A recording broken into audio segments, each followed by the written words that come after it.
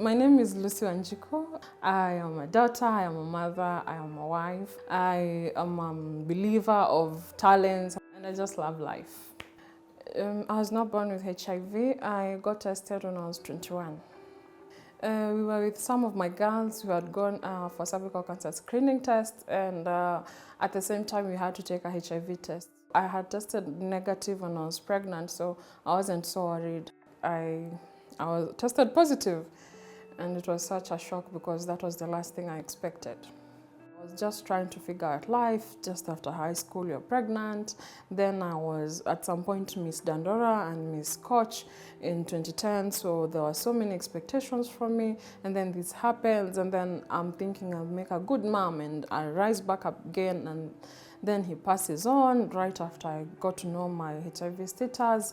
We were not together with the father. It was just a lot. And I was thinking, asking God, like, why would you take me through all this?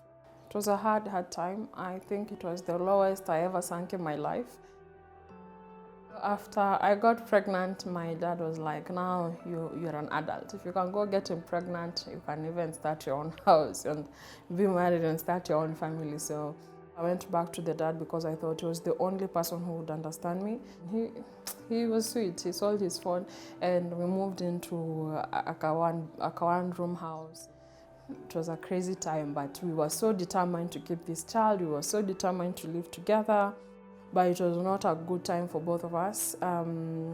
He cheated on me, and when I confronted him, he beat me up. So I realized this was not the life that I wanted to live, and I left him. After I left my boyfriend, I thought, it happens, you start dating, and I would use my status sort of a defense mechanism in a way. So I would not take long before I tell them my status. So some would stay, some would leave me there where we're having probably tea or coffee. They would leave and go. Some would tell me, oh, don't worry, you won't die, we can still be friends. It was all weird. Now until I met my now husband, who was really the opposite of everyone else. So this one day I'm taking, she was my best friend's sister, and I was taking her to a meeting at the Go Down. So when I went, she told me, this other side, they have artists. You can go and check out those paintings. And I was like, okay, I just wanted to please her. So, okay, let's go. So we went, and there were all kinds of paintings, and it all looked so beautiful. And then we entered one single studio. There were so many, but we entered that one studio.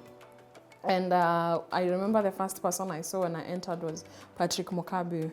We call him Panye. My whole concentration was on him. I could not believe he's here. I had seen him on TV and now he's here. And his paintings were there. So my interest was really on him. But my husband then was there painting something off a laptop. And I was like, he's such a snob, he's not even looking up. When you're talking to him, he pretends like he's not there.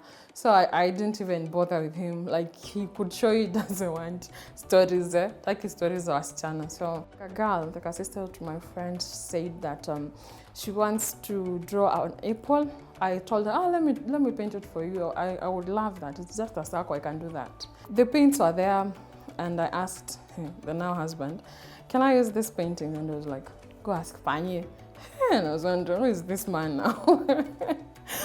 So I went and asked Panye, and Panye said it's okay, you can use the paint. So I drew the apple, I painted red. Now the orange part, there was no orange. So I was wondering, how do you even get orange? So I asked him, how can I get orange? And he came and just did combined yellow and red, and we had orange. And I was like, why did I not even think of that? And I think that's how this relationship blossomed. So my husband is HIV negative, and so is my daughter. We've been married for 4 years. We just celebrated our anniversary the other day. So my husband is my partner, he's my best friend. He's the person I go to, my go-to person. He supports my advocacy as I support his art. Both of us don't get to earn much, but we are living our fulfilled lives. I've been diligent in taking my ARVs. I've been consistent, taking it at the right time every day, and that's how I've been able to achieve my undetectable status, and that's how I've not been able to pass HIV to him.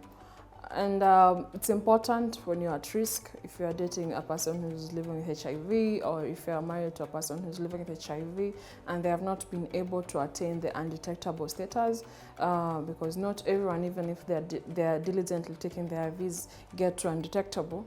You can use PrEP. PrEP is very important as part of the initial conversation you're having. If you're feeling you're at risk, take PrEP.